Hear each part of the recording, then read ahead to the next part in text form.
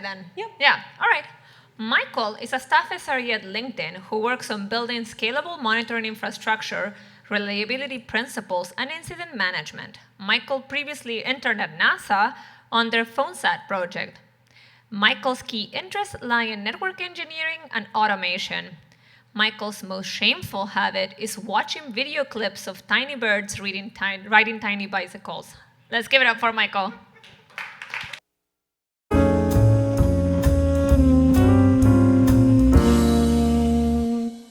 Good evening, everyone. My name is Michael Keogh. Welcome to Papers We Love, September 2018. So this evening, I'm going to be talking about 007, democratically finding the cause of packet drops. Apologies in advance for those who like math proofs. For the most part, I'm going to skip over them, mainly because in this paper they're long, and I don't particularly like them. So I want to quickly just list the authors. Benaz Azani was the lead author on this paper, and she's written a number of interesting papers around large data center networks, how to monitor them, and how to program them. So for the most part, I'm going to go through the paper in order. For those who have it in front of you, I will skip the evaluation of the test cluster just because it doesn't provide much meaningful data that we can talk about. All right, so let's talk about the motivation of this paper and introduce it. So even in a small network outage, a few lossy links can cause a VM to panic or reboot. So Microsoft, who are the principal authors of these paper, they kept running into problems in the data center network where they had VMs reboot because they lost connectivity to the network. And they found that 17% of these VM reboots were caused by network issues, and basically in 70% of the time, network tools weren't able to find what caused this. So in the beginning of the paper, they very precisely state what the problem is. So they're trying to find the link that dropped the packet with negligible overhead and without having to change or modify the network infrastructure. And so they do this for anyone who works with networks and network monitoring. This sort of research area is not, particularly new. There's been a lot of research into how to monitor, large data center networks. And so NetNORAD is one that's pretty well known, which was created by Facebook. Microsoft did their own called PingMesh. PingMesh is really cool, but it does sort of have gaps. It does out-of-band active network probing. It does actually have a reasonable overhead on both the CPU and the network. And with that out-of-band testing, you may not be able to replicate the same conditions that your application sees. The second paper they call out is Roy et al., which basically requires modification to routers to be able to tag packets, and for most companies who operate data center networks but don't build their own switches, this is somewhat infeasible. And then there's also Everflow, which was done by Microsoft, but it requires all traffic to be captured. And it's, at a large scale in a close network, not particularly feasible. So the research paper authors, they went and spoke to the network operators of one of their data center networks, and they said, in a network of 10 to the 6th links or more, network with more than 1 million links, there is a non-zero chance that you'll have more than 10 of these links are bad for various reasons. And it's very difficult for them to, number one, find them, determine the customer impact, and then prioritize the remediation of these links. if any of you have ever maintained networks, finding the cause of packet drops, scheduling maintenance for links, testing that they work correctly, it is actually very, very tedious. So, so how does 007 solve some of these problems? So it records the path of TCP connections or flows that are suffering from one or more missions. Of 007 is that it doesn't require any changes to the network infrastructure. It doesn't require any changes to client software. It's able to detect in-band failures. It's basically completely resilient to noise, and there's very negligible overhead. So these are, as an operator of infrastructure, this is all really awesome. This is in the discussion section, but there are a number of assumptions about how this works. So it doesn't work for layer 2 networks unless you have like path discovery methods or you support Everflow. They basically ignore the use of source NATs. They assume a ECMP layer 3 close network design, which I'll quickly talk about in a second. And they also don't try and reverse engineer ECMP. It's not worth it. So just quick show of hands, who's familiar with a close network design? All right, a couple of you. So this is more or less what it looks like. You have pods. You've got 2 pods here. They have you have aggregation. Actually, that image doesn't show up well on this projector. But you basically have links between all of these circles, and there's all these links between the Tor switches and the tier 1 switches. Everything's connected, and it's all equal cost multipath routing. So there's theoretically an equal amount of traffic on all links. So let's look at the design overview of 007. So it's made up of 3 parts. The TCP monitoring agent that detects retransmissions on each end host. A path discovery agent, which identifies the path of a flow between a source IP and a destination IP. And then there is an analysis agent, which basically tallies votes and works out which link to blame. So just to quickly summarize, so we only track the flows that have retransmissions. We assign each link on the path of a flow that has a problem. We cast a vote of 1 over h, and h is the number of hops in the path between the source and destination that has got the retransmit. And then every 30 seconds we sum up the votes in a given period and then vote the top links. As I said, low resource overhead. It's 6,000 lines of C++ code, 600 kilobytes of memory usage, and 1 to 3% of CPU usage, while only doing 200 kilobytes of bandwidth allocation. If any of you have ever studied things like NetNORAD or PingMesh, a lot of those devices send a lot of packets, like in the megabits per second. So all the overhead in the system is basically doing trace routes to work out the path between the source and destination IP. So the TCP monitoring agent, it notifies the path discovery agent immediately after any retransmit on a flow. In Microsoft's case, they use event tracing for Windows or ETW. If you're using Linux, you could use BPF. And if you want to look into that, Brendan Gregg's got an example of how to capture retransmits on flows without significant overhead. Then there's this path discovery agent that they build their own traceroute packets, TCP traceroute packets, to find the path of flows of retransmissions.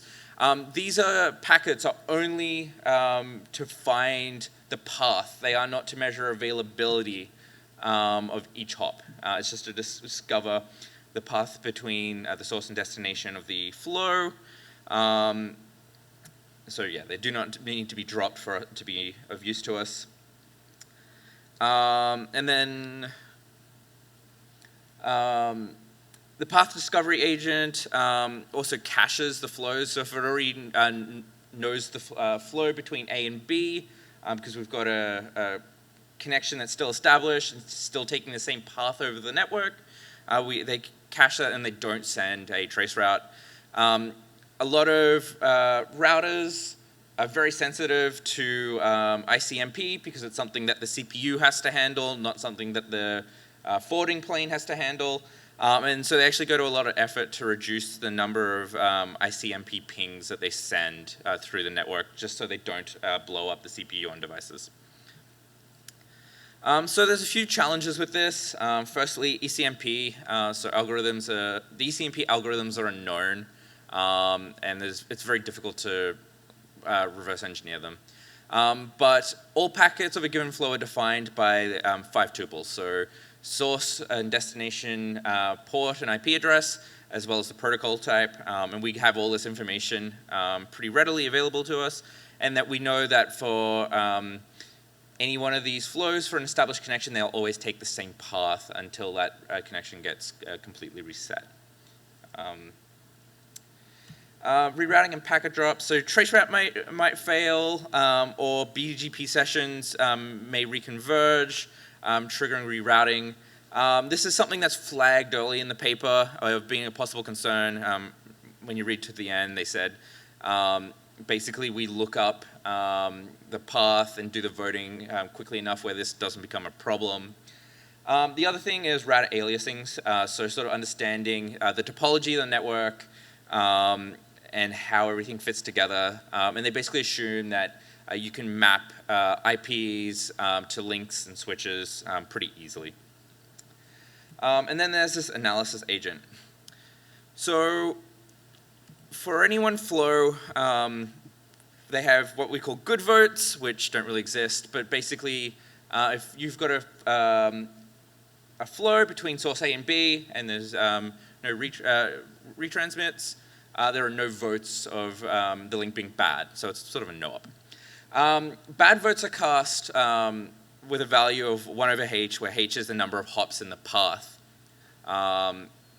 And so in the quick example here, say we have a network that looks like this, and the link between 2 and 4 is bad. We'll have one flow between 1 and 3 that goes via 4. That's good, so we vote 0. We have a second flow that goes between 1 and 2. And it's bad. So we have a vote of 1 over 2 because there are two hops. And then we've got this third flow. So you have this third flow.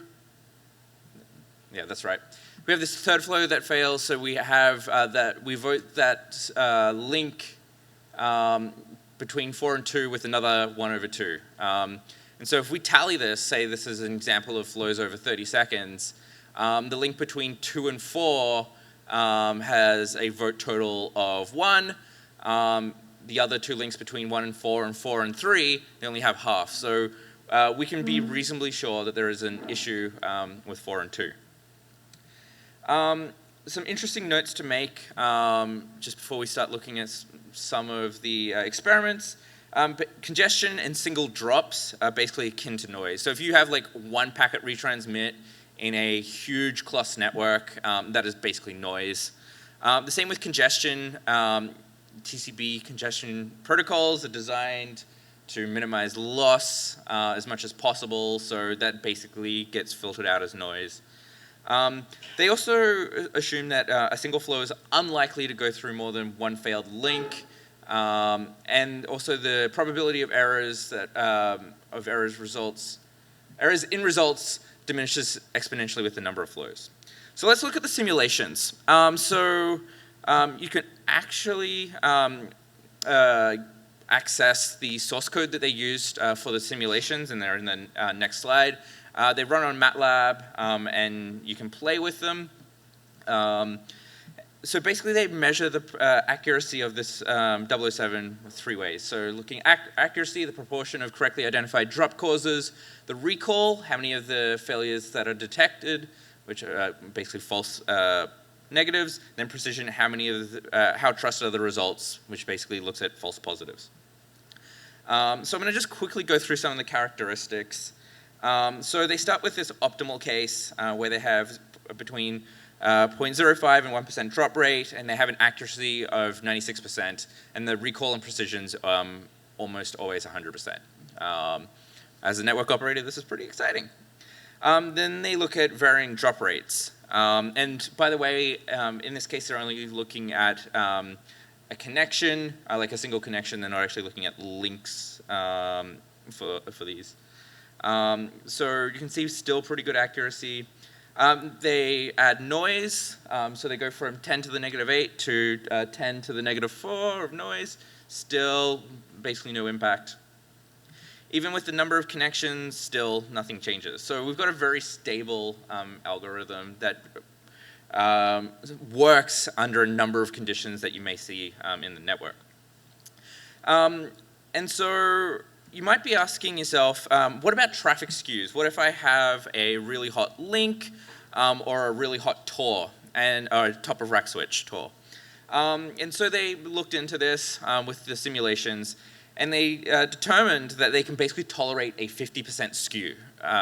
So if you've got 50% of your traffic going through one link or one TOR, this will still hold up pretty well. So when a TOR has 50%,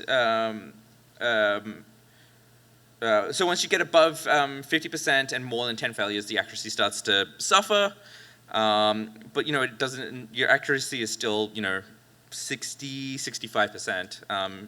So it's a pretty resilient algorithm. So let's look at actually the number of bad links. So they say that it can detect up to 7 failures with an accuracy of 90% in the test network. And then with the network size, they have an accuracy of 98% for up to 6 pods. So basically 6 of these, which is a reasonable size network. And then they can get up to they get above 98% for 30 failed links, which is pretty good. And it doesn't say explicitly, but I am assuming a 6-pod network. So I'm going to skip over the test cluster they built just because it wasn't really large enough to provide any meaningful data. So they actually went and deployed 007 in production. And they ran this for over 2 years, the paper says. So 007 located the bad link correctly in 281 cases of VM reboots in the Microsoft Data Center Network, or DCN. It identified an average of 0.45 plus minus 0.2 links as bad, basically per epoch or per second. So that that is actually not as bad as I would think, but it does sort of say that at any time that you're operating a large network, you've got at least one link that's partially bad. They did a little bit of research into where these links were actually bad, and might be surprising to some of you, but most of them were between the server and the TOR, so within the rack. So 48% between server and TOR, 24% between the TOR and the T1 switch above it, and then 6% between the T1 and T2 switch. In the paper, they don't say how many stages their CLOS network is, so I'm assuming they did find there's still 22% missing, so I'm assuming they found some failures in the higher stages of their CLOS network. So that brings us to discussion. So 007 was designed for a very specific use case, namely to find the cause of packet drops on individual connections. And so they were able to they were able to deal with congestion detection really well. So they were able to actually find cases of congestion in a network and sort of filter it out when determining if a link was bad. They did say that 92% of congestion was basically between 10 to the -5 and 10 to the -8 packets per second. So this is basically completely noise. They do find that the ranking approach, so where they rank how bad each link is, it does become slightly biased with more high traffic links, as we discussed the skew before.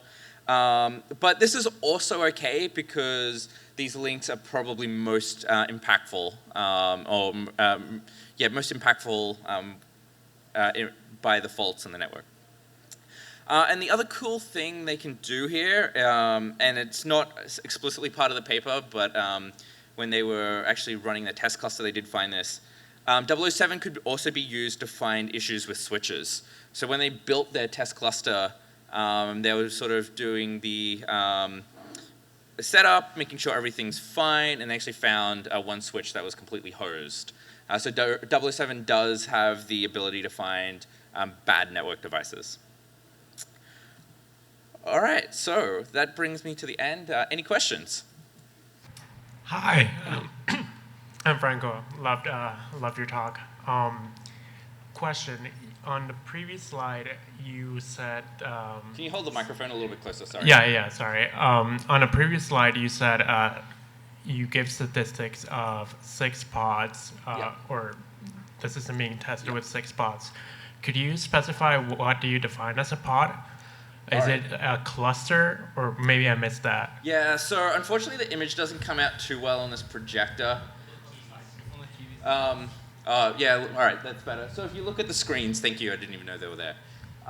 So you can see, or barely see, there's this, actually, I've got a slide that's a little bit bigger that has the same image.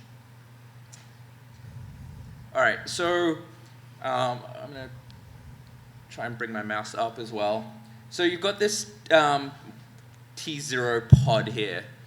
So this is basically, think of it as like maybe like a row of cabinets in a data center,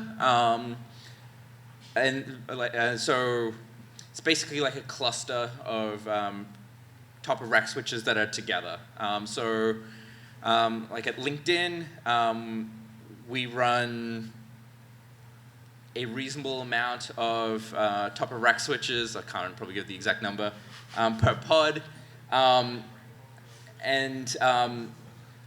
you can't quite see, but basically between this top of rack switch here, it connects to this switch, and this switch, and this switch. The second switch in T0 connects to this one, this one, this one, this one.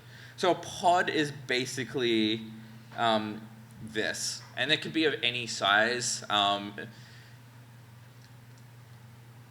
It depends on how much bandwidth you can have on your aggregation switches. So like you can probably do like 32 to 64 here, and then you need to aggregate that up, and then you need to aggregate it up again. But you might have 48, 96 servers on any top of rack switch. So they're a reasonable size. The Microsoft, in the simulation, it's not a massive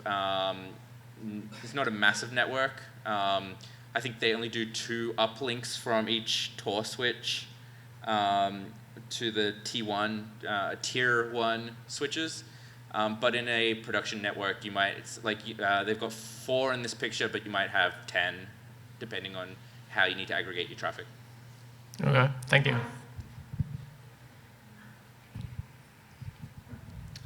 So you briefly mentioned separating the congestion versus a link that's just corrupting your data. Yep.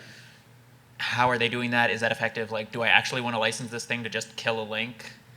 Or that's a good question. So for the most part, from what they found, congestion was basically, as far as the algorithm's concerned, is the exact same as noise.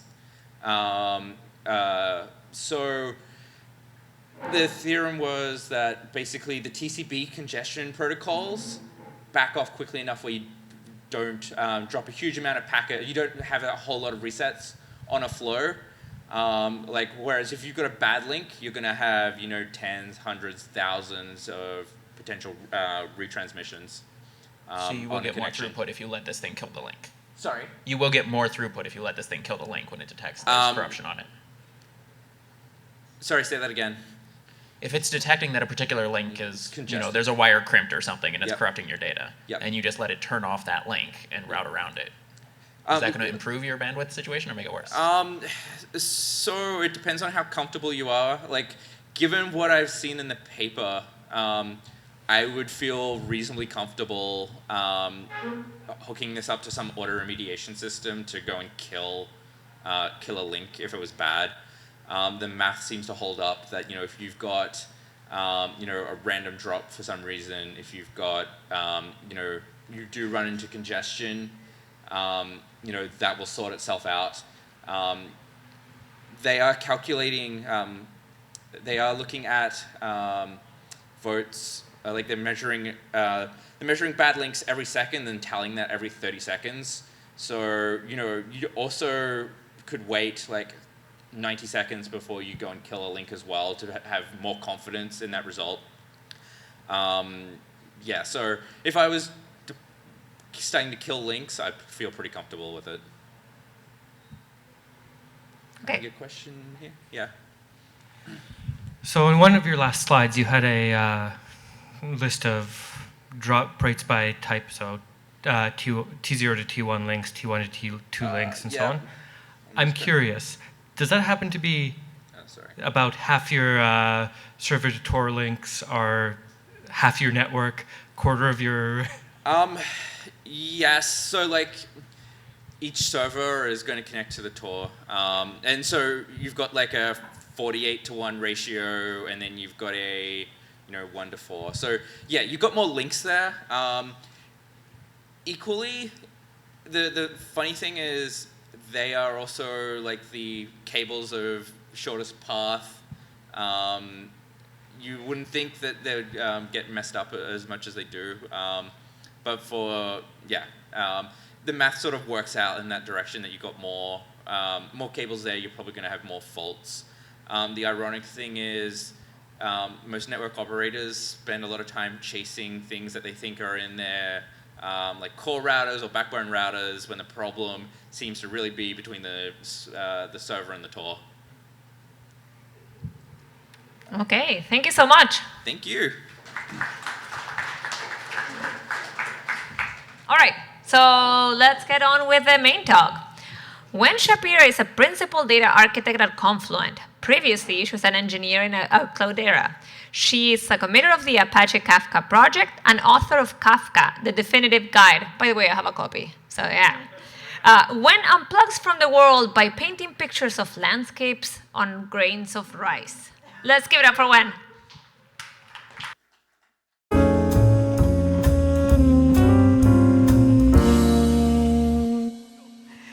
Okay, so I'm going to talk about peeking behind the curtains of serverless.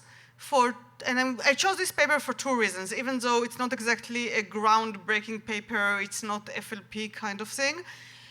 But two important things. First of all, it seems like everyone is diving headfirst into serverless platforms, and nobody has any idea what they're getting themselves into. So at least everyone in this room, if you're doing serverless, after this talk, you will know what you're getting yourself into. You will not, at least you will not make bad decisions blindly. The other thing is kind of on a more personal note. These guys started writing the paper pretty much in November of last year, so about a year ago. By the time they published the paper in July, because things take time, most of what they wrote was already outdated. They had to run a bunch of experiments from scratch and update large parts of the paper. And as I was reading and checking stuff today, again, some stuff changed. Clouds changed fast. I identified with that a lot because as was mentioned, I wrote a book on Apache Kafka.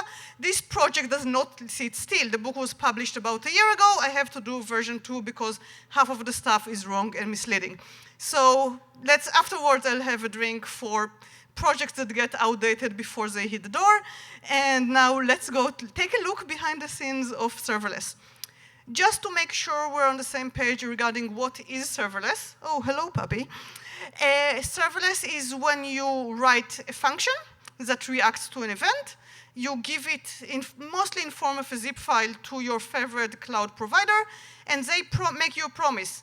Every time any configured event happens, say an HTTP call to a certain gateway occurs, we will run your function, give it the HTTP request as an input, and you will execute whatever it is that you want us to execute.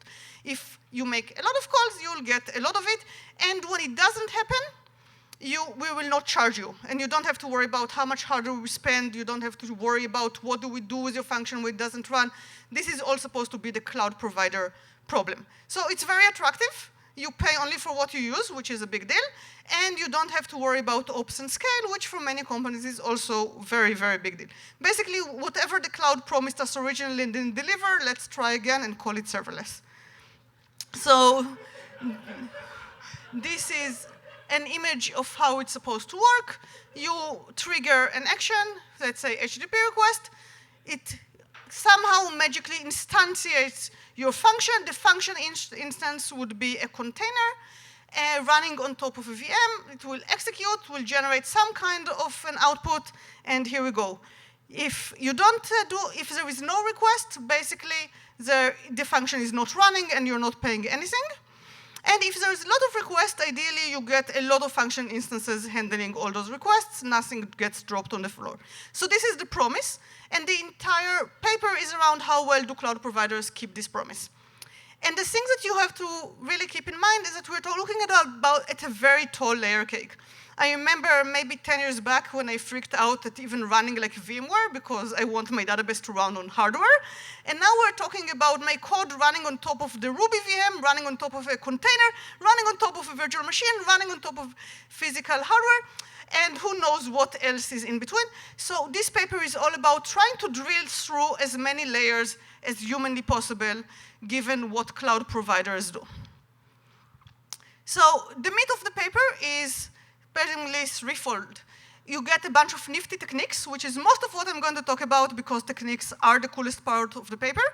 And they use these techniques to figure out things about how cloud providers do resource allocation, isolation, various optimizations, bin packing.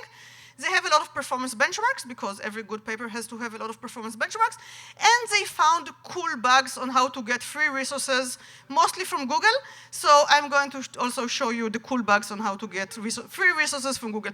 The cool bugs are pretty much all the way at the end, so you have to listen to the talk to get free resources from Google. Why is all this such a big deal?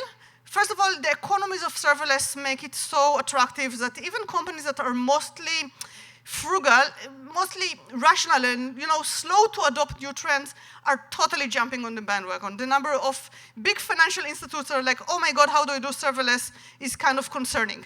And cloud providers basically provide this very attractive black box and say, don't you worry your pretty little head about performance.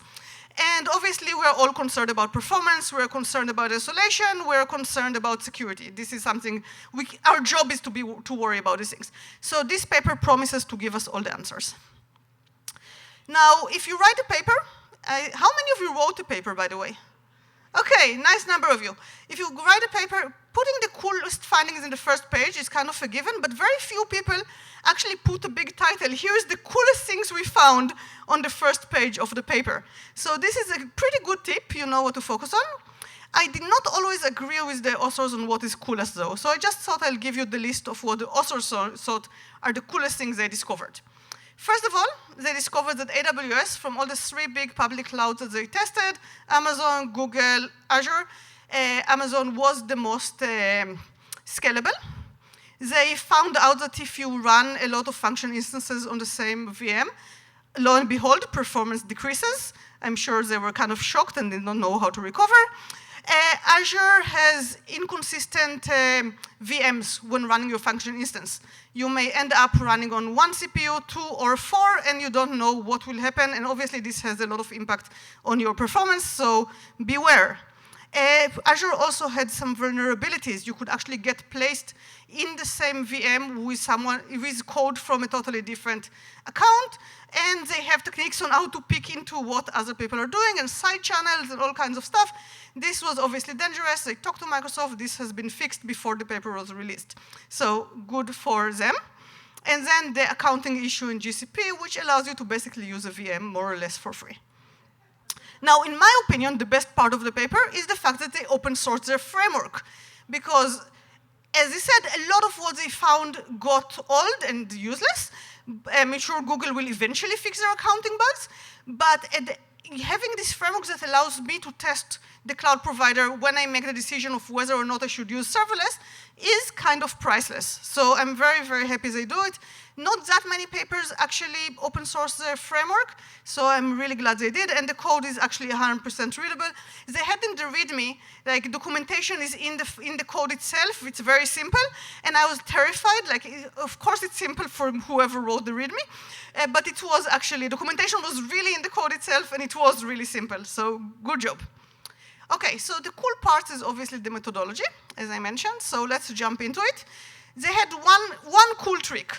They created what they called a measurement function, and the measurement function does 3 important things. You initialize it with an HTTP request, it collects the timing information, the time it started, the time it ended, how much time went in between. It tries to collect a lot of environment information, dig into procfs, run iostat, cstat, whatever it is, tools that were available, and it runs a bunch of tests that try to figure out the amount of I/O, CPU, and networks that were allocated. I'll dig into those tests later on, but they are a big part of what they did. They trigger the function using HTTP, and then they repeated the test. What if we allocate that much memory versus the other amount of memory? What if we run 200 concurrently versus just 10 concurrently, et cetera, et cetera. So they basically kept running the same function over and over again for about a month. Now, one thing you pretty much never seen in a computer science paper is that at some point they realize that they're running tests on a public cloud, and VMs do get co-located, and therefore their performance tests may have impact on someone else's performance. And so they really, really tried not to DOS anyone else, and we appreciate that. More papers with ethical considerations, please. Okay, so the first thing they had to do is be able to identify the function instance, the containers that the function is running inside. And there's a lot of good reasons why do it, but basically they want to know if it's a warm or cold instance, if it's something new or existing. If you do performance tests, obviously if it's the same function instance, you expect more similar results than if you use something completely different. So in order to do that, they basically use the fact that the local disk is ephemeral and has the same lifetime as the container. So they created a file with UID, put it in the local disk. If the file exists, hey, someone was here before, this is an existing function instance, as it has an ID that identifies it. Or if it's not there, we'll create it, and now we know where we are, and we also know that we had a cold start, which may make a difference, right? Recycling a container is probably faster than creating one from scratch. So that's another cool trick. And then obviously they wanted to collect a lot of information out of the host. So this differs a lot between the cloud providers. In AWS, you go to procfs and you start collecting it, and you can find out things like, oh, most of the AWS VMs that underlie Lambda have 2 CPUs and almost 4 gigs RAM. Okay. In Azure, they have documented environment variables, which is fantastic. Yay for documentation. You will see why it matters in a second, and the host VMs have all number of cores all over the place. And then GCP basically managed to disable most system calls, to put in procfs only the resources that are allocated to your function and not everyone else's. So disk stat is suddenly useless, network stat is suddenly useless, a lot of things they really couldn't see as well. But whatever they had in procfs, which was supposed to have only the function instance, did have useful mem info and CPU info. So at least we had that. This is a recurring theme. Google took the effort to basically rewrite good parts of the Linux operating system. Okay, so how do we identify the instance, the container we're in? How do we identify the host, the physical, well, not quite physical, the VM that we're running on, the actual machine allocated by the cloud provider? Well, in AWS, it turned out that if you go to proc self C group, there is a file that starts with sandbox, and it has a string, and this corresponds to the same VM. How in the world did they figure it out? Well, they basically wrote a function that, and they ran it a lot of times, and what the function did was basically write a bunch of bytes to disk, and they managed to figure out that functions that run on the same machine, and they looked at the difference, like how many bytes, what was the disk stat when I started, and what was the disk IO stat when I ended, and what is the difference between them, and they basically managed to figure that thing out. This was a pretty clever piece of reverse engineering, and they have the details of the algorithm over there, and I really appreciated that. Now, obviously, they went into a lot of effort to correctly identify the AWS host. It turned, so, and this kind of thing probably took them like a month to, try different things and figure out a way that works reliably and the file underneath C group and all that. In Azure, it was a lot easier. They basically went to the documentation, read it, and said, oh, this is website instance ID. Considering that at the time, Azure actually had the security issue where multiple accounts could have the actual same instance ID, the fact that they documented it is kind of amazing, but it did make life easier for the researchers. Trust but verify is a theme of this paper, so they actually used some kind of a side channel attack that someone else documented in order to validate. Yes, the documentation was actually correct. And in Google, they basically threw their hands up and said, we tried everything, this is never going to work.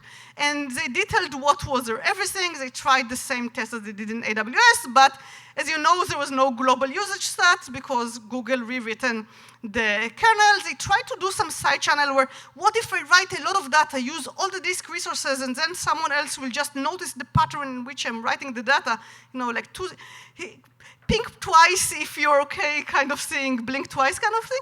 So it turns out that the performance was too noisy and they couldn't really do the write a lot of IO, rest for 2 seconds if you're this instance kind of scenario, which is really like a prisoners trying to communicate across cells, like quite literally, right? The functions are kind of the prisoners and they try to convey messages across the prison walls, more or less. So anyways, they tried these kind of things, they didn't work, and you'll see that the paper doesn't have as much information on Google as they have on everyone else. Now, why go to this huge extent to identify hosts? And this was clearly the biggest effort they did in this paper.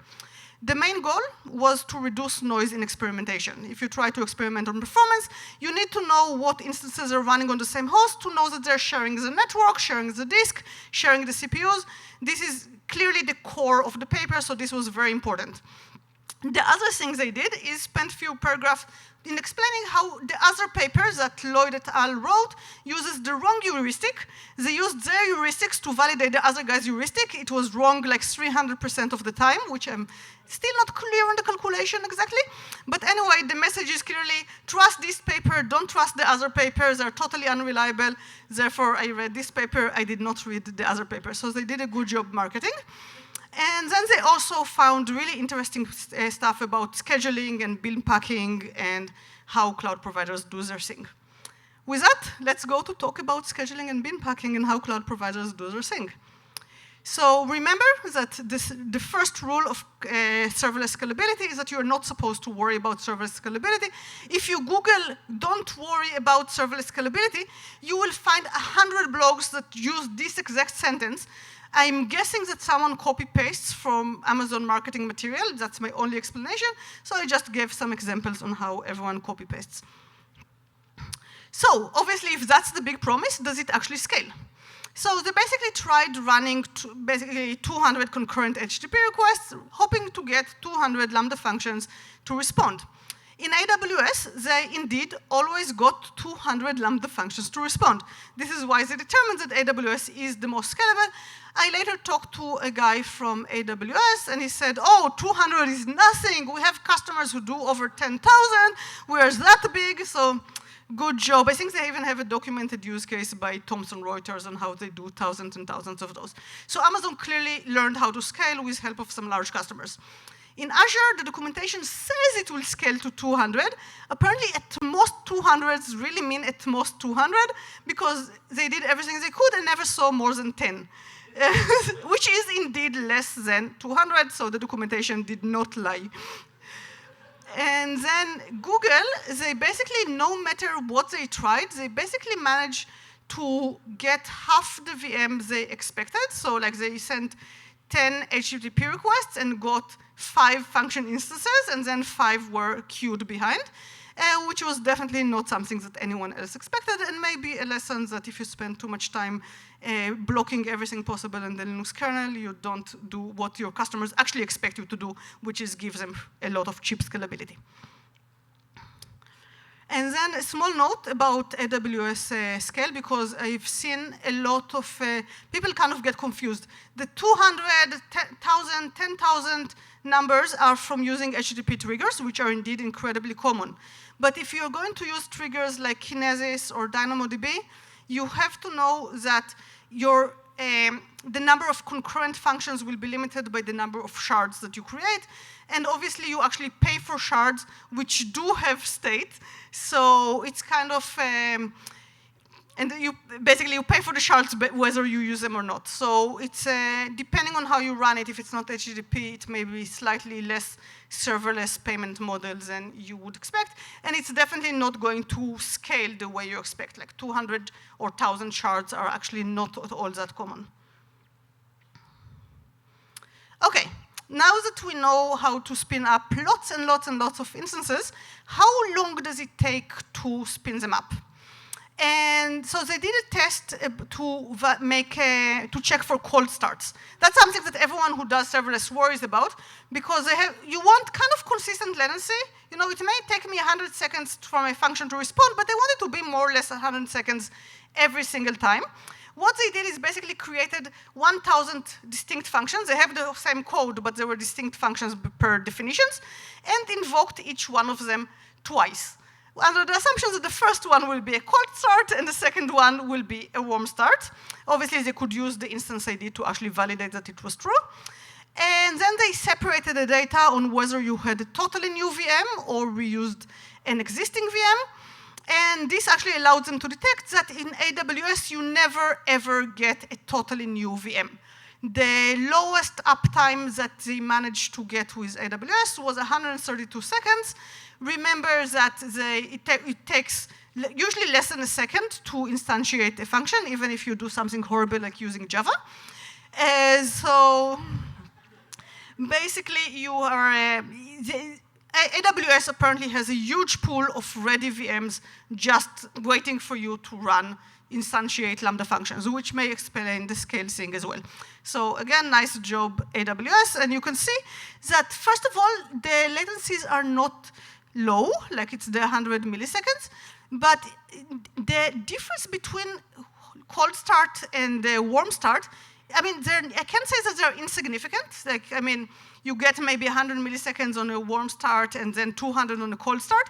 On the other hand, I can think of very few use cases in which 100 millisecond latency is fine, but 200 millisecond latency is totally unacceptable.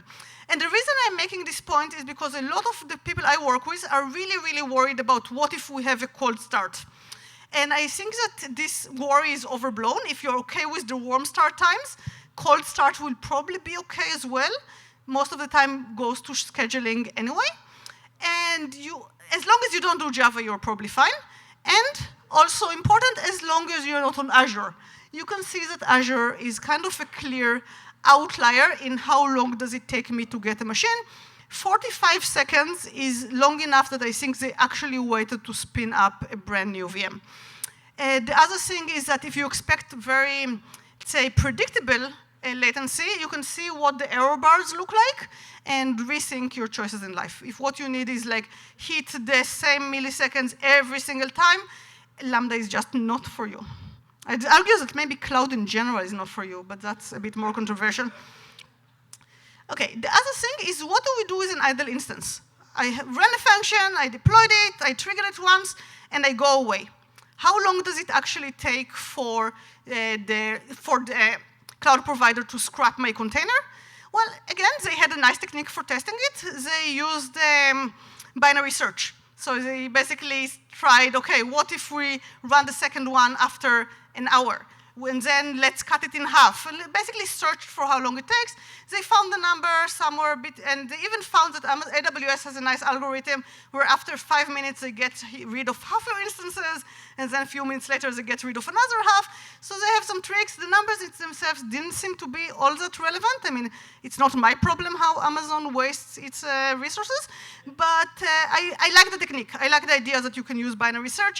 If I were doing it, I would probably kind of just do 5 seconds, 10 seconds, 20 seconds, and obviously they were a lot more efficient, so that's cool. And then the last thing about scheduling. In general, as I say, tenants expect requests following a function update to be handled by new function code. As in, you change your code and you trigger something, you want your new code to run. It turns out that this is not the case. And in 1 to 4% of your runs, which is not negligible. Remember, they ran 1,000 functions, each one of them twice. 1 to 4% of them would actually run the wrong code. And I can imagine how much time was spent figuring out that, no, I'm not an idiot. The cloud is actually running the wrong code, and convincing the other guy writing the papers that I'm not an idiot. The cloud really has issues. It's reasonable when you think about it. I mean, there is idle instances. Everything is eventually consistent. You can't really block everything until you shut down and redeploy every single instance. I can kind of see it happening, but I can't imagine how annoying it was. They probably discovered it like at 3 a.m. after banging their head against the wall multiple times. Okay, enough with scheduling problems. Let's talk about performance isolation problems.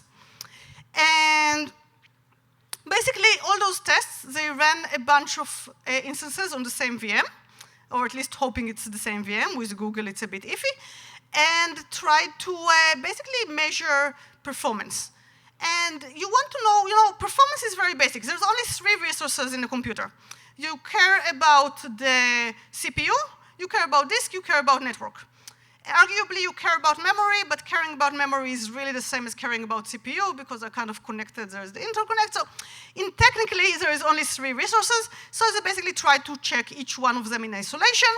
How do we measure CPU where we know that top may not return us the right things because my cloud provider rewrote my operating system?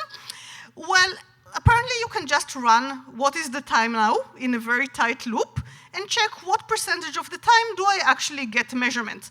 And that's the techniques they used, which I kind of liked. I thought it was clever and cute, kind of things that I wish I would have thought of it myself. And I know it's a tiny, tiny font, but basically what I want you to see is that if you're running on AWS, there is a clear correlation between how much function memory you allocated to your function and how much CPU you're getting. There is pretty big error bars, but they clearly limit how bad your utilization can get. So you can also see like the lower limit and the upper limit and kind of how things correlate. In Google, on the other hand, you can see that almost no error bars. So there's a bit less flexibility on memory allocation. And again, the amount of CPU and the amount of memory you're getting are pretty much linearly aligned. And there are no error bars. In Google, what you see is what you get in terms of CPU. Like, it doesn't matter if you're the only one on the machine, if there's other people, what's going on there. This is incredibly predictable. And I think that that's the kind of thing you get if you rewrite the kernel. I mean, that's my explanation. I don't know a lot about this stuff. And then in Amazon, they basically couldn't show this chart because the numbers were so noisy. Everything was all over the place. So they started by splitting it by how many CPUs you have on the machine. And then, even then, they had pretty big differences. So they kind of showed distribution function. And at the end of the day, I think the only thing you can really say is that you're going to get some CPU and you'll have some performance, and don't really try. The other thing that I was trying to figure out what to do with this information. Like, suppose I spin up a function. I can actually test, like in the first line of code, how many CPUs I got on Azure. But then, like, suppose that I discover that I got one CPU and the performance will be optimal. Do I scrap the instance that may have taken me 45 seconds to acquire and try for a new one, or do I just finish running anyway because there's no way it will take me long? I'm not 100% sure what to do with this data, really. Anyway, now that we discovered that CPU, at least in 2 cloud providers, scale incredibly well with the amount of memory you allocated, what do we do with network and I/O? So first of all, how do we test them? Well, apparently, you just package DD. Actually, DD already exists on the machines on 2 of the providers. AWS and Google already had DD, so they used DD. In Azure, they basically used Python, write to disk, and then flash kind of commands. And then for networks, they basically packaged iPerf with their function and run iPerf the way normal people test networks. So that was very straightforward compared to how to test CPUs. And they found out the graph here, the y-axis, is the aggregate resources. So look at how early, if you look at the number of instances co-located on the same VM, pretty early on, you already hit the maximum available bandwidth. And from then on, you all share. So the pie stays the same size, and then you keep deploying more functions, and your slice of the pie gets smaller and smaller, which is why doing anything I/O intensive or network intensive is probably not in your best interests. Okay, the real highlight. How do we get free resources on GCP? Apparently, so I'm sure you all know, you write code in whatever language, you can fork. You can have a second process, right? So you can do it. If you do it in AWS, basically when you're done, the entire VM, the entire container is frozen. So your second process doesn't really do anything, and it's frozen as well, and you didn't earn anything. In Azure, the second process will run the same as in Google. In Azure, they monitor the entire container. So if the second process does anything, say uses CPU, they will know about it and they charge you about it. If you do it in Google, on the other hand, they only monitor the process that they started, not the second process that you started. So basically, until they scrape the container completely, you'll get whatever resources you want to use in your second process, and it won't know about it. You will not see logs. It will not show up in monitors. But if you will keep pinging another machine, the other machine will say, oh, this guy is still alive and still working. And the longest they've managed to pull off this trick has been 21 hours of a free VM. So that's pretty cool. The other trick is not quite as useful, but apparently if you just launch a new function instance of pretty much any size except that one, you can actually gain a bit more CPUs than you were supposed to get. So this is pretty cool. I couldn't think about exactly how we'd use it, but if you have ideas, let me know. Basically, this was the problem. Google monitors in the wrong layer. Hopefully, this will get fixed. Okay, so in general, it was a nice paper, super easy read, so just go for it. Like, it's technically no math, very little code. They just go over the techniques, which are incredibly useful in general, and go over their findings, which are fun and cool. Big lessons from that. First of all, trust and verify. I cannot believe how often we basically spin up machines and run our code and just don't think about what to expect, what performance to expect, or we kind of, there's a lot of rumors, like it's not just don't trust Amazon, it's don't trust random blogs that tell you that cold start is a catastrophe, because maybe it's not really a catastrophe and it's fine. The other thing is that the cloud obviously constantly changes, so also don't trust this paper, run the code and verify, because I'm 100% sure that it's no longer true. After all, we spent like 30 minutes talking here. You know how many patches you can deploy in 30 minutes. But on the other hand, the cool techniques that I learned are internal. I'll forever know that you can use binary search to test how long time is spent between 2 different things. I can always test CPU utilization and allocated to me by running a very tight loop with a timer. Like, there's just all those cool things you can do. You can use proc to pick at a machine. You can use I/O as a side channel to get extra information between 2 processes. It's just full of cool things that I want to go try. And the bigger lesson is that I think sometimes we overdo it on benchmarks. How many of you benchmark for, like, as part of your job? Oh my God, all of you. Very, very relevant then. I think a lot of us overdo it in benchmarks. We try to emulate what a customer may do, and we have, I don't know, I did databases for a long time, so a lot of my benchmarks are like TPCC, TPCH, like real workloads kind of thing. And there is something to be said for the micro benchmarks, like thinking like what are the minimal parts. They didn't write a function that tries to do IoT or machine learning. They did a function that tests CPU, a function that tests disk, a function that tests network, like one thing at a time. And I think this is incredibly powerful, and like I keep forgetting it and I keep getting reminded. A good friend of mine, Kevin Clausen, used to work at Oracle. He invented this silly little Oracle benchmark, which basically figures out that everything in a database, no matter how complex, you either read a bit of data or into many places, you read a big chunk of data out of a full table scan, and a reverse for writing. So he basically did a benchmark that allows you just to emulate those specific operations, to check your storage and CPU and the system, just for the basic operations that every database in the world does. And because it's so generally useful, the guy moved from Oracle to EMC, from EMC to Amazon. I'm sure that now the silly little Oracle benchmark is now a silly little Aurora benchmark or something, because the same techniques are going to apply on pretty much every database. The thing I wanted to do is take all those techniques and try to apply them to my workloads. And I'm still, as I said, I'm not 100% sure how to make them useful, except retest Amazon and Google and Azure every once in a while. I cannot really put code inside my function because by the time it's running, it may be too late anyway.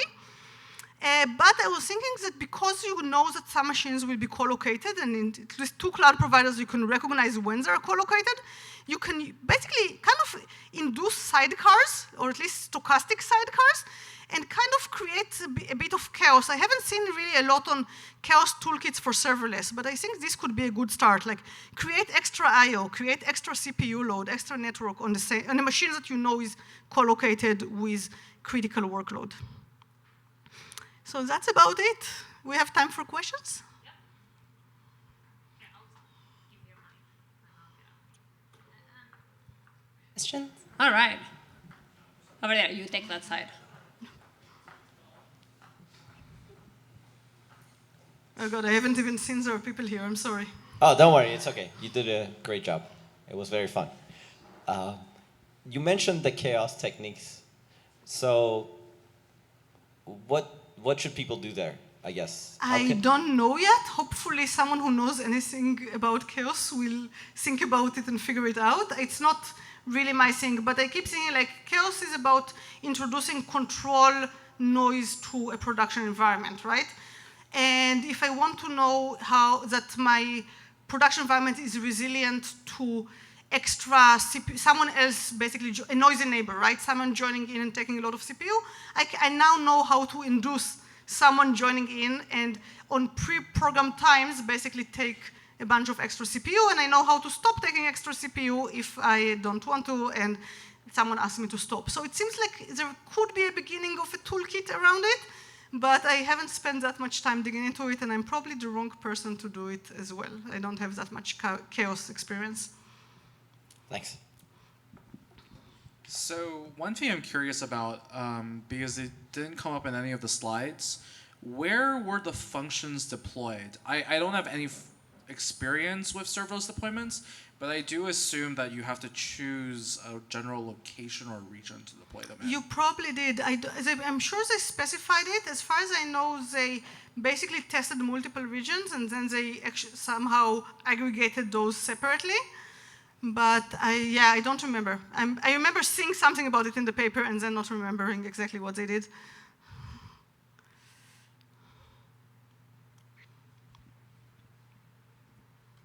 So in the paper, they talked about Google doesn't scale because it's always giving us half as many as we think we're asking for.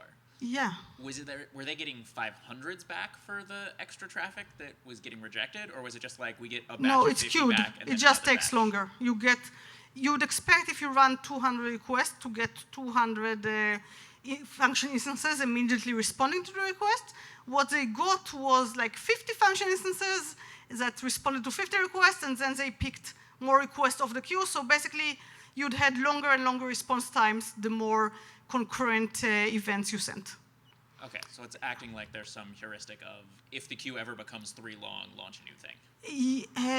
Maybe they didn't say anything about what happens if the queue becomes too long. That's a very good experiment to run. I think that, but this is also will be the behaviors that you're going to see if you try to trigger with DynamoDB activity, for example. You'll basically get a function instance per shard, and then if you get more activity on the same shard, it will just queue up and you'll get it eventually. More questions on this side? No questions? Oh, yeah. Hey, it's a really nice talk, thanks. So I have a quick question. So I'm interested in your thoughts about whether this is really practical. I mean, the whole serverless thing. Basically, if we want any kind of predictable performance, is serverless basically hopeless? And is there any way to make it actually usable for any performance critical tasks other than, just rewriting it and managing it ourselves?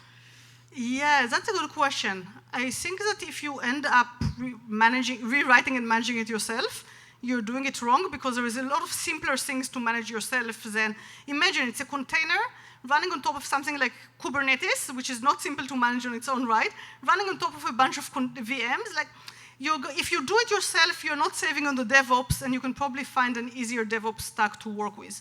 Same for if you have very strict performance requirements, probably not your thing. On the other hand, you will be surprised how many use cases have no strict performance requirements whatsoever. They're kind of wishy-washy. And you can do fairly cool things. You can do a simple website. You can do, I've seen people actually, once you train a machine learning model, serving the model is a pretty good use case for serverless, especially if you don't have that many requests per second. And one of the things that I noticed is that even companies that you'd think would have huge load, like I was talking to one of the larger banks in the US, and I asked them, how many credit card authentication attempts do you get per second? And the answer was a lot less than 10,000. And remember that we know that Amazon can actually spin 10,000 serverless. So if you have heuristic, like stateless heuristic for validating credit card authentication, and you 100 milliseconds is not that bad for a validation, especially not if all you do is like 4,000 of them per second. So that sounded fairly reasonable to me, and I can think of a bunch other scenarios where just putting a thin layer on top of something else that manages the state for you and kind of runs continuously. So picking into how is my ETL process doing? How, is my cab on the way kind of thing is something that I can imagine being useful. So I see it as useful. I see that as, it's a funny thing, like you have a product that does something well, but something that's crappy at, and then people use it for the things that work well, but they ask you to improve it so they can do the things that you are crappy at. I've seen it in Apache Kafka all the time. Like, can you do the things that you're currently not doing? And we're like, well, if you do that, we'll probably stop being able to do the things that we actually want to do really well. So it's always a trade-off, but cloud providers have a lot of resources, way more than an open source community. So I can imagine they'll improve the scheduler, they'll run more things behind the scenes. Like, I think they'll eventually, they want to make it incredibly useful, so I think it will become one. More questions? Questions? Oh. No? No. All right.